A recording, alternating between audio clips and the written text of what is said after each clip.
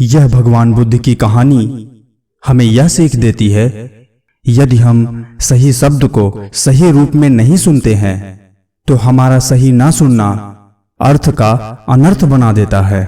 तो चलिए अपनी इस कहानी की तरफ चलते हैं। महात्मा गौतम बुद्ध के श्रावस्ती में प्रवचन चल रहे थे। प्रवचन में नित्य ही बड़ी संख्या में लोग आते थे और विविध महत्वपूर्ण व गंभीर विषयों पर भगवान बुद्ध से ज्ञान ग्रहण करते थे। भगवान बुद्ध का शिष्य वर्ग भी काफी विशाल था, जो प्रवचन स्थल की व्यवस्था संभालता और भगवान बुद्ध की सेवा में सदैव तत्पर रहता था। एक बार रात के समय महात्मा गौतम बुद्ध प्रवचन दे रहे थे। हर दिन की तरह काफी लोग उनके प्रवचन सुन रहे थे। तो उसमें एक व्यक्ति जो भगवान बुद्ध के ठीक सामने बैठा था। तो जहां एक तरफ भगवान बुद्ध के प्रवचन चल रहे थे तो दूसरी तरफ यह व्यक्ति नींद के झोंके ले रहा था।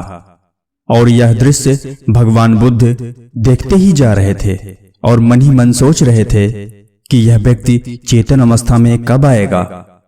फिर भगवान बुद्ध से रहा नहीं जाता है और उस व्यक्ति से कहते हैं, वत्स सो रहे हो? तो वह व्यक्ति हड़बड़ाकर बोलता है, नहीं महात्मा।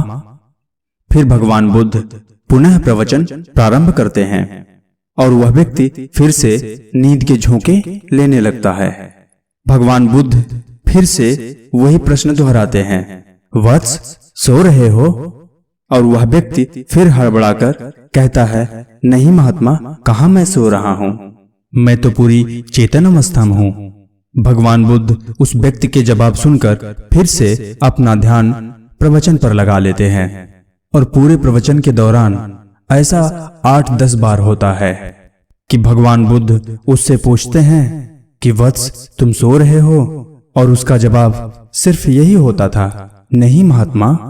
फिर भगवान बुद्ध कुछ देर तक कुछ नहीं पूछते हैं। वह नींद के झोंके लिए जा रहा है।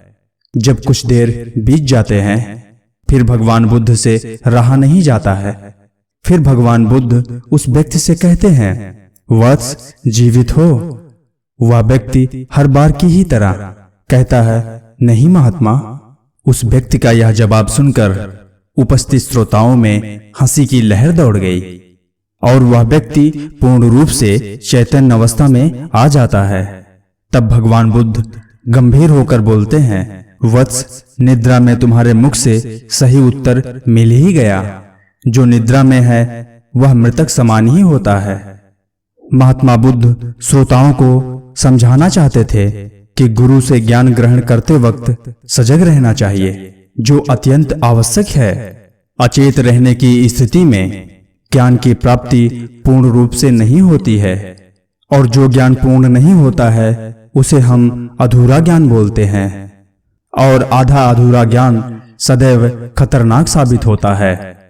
तो आज इस कहानी को यहीं पर विराम देते हैं। मिलते हैं अगले वीडियो में ऐसे ही रोचक कहानी और विज्ञान के साथ। तब तक के लिए जय हिंद, जय भारत।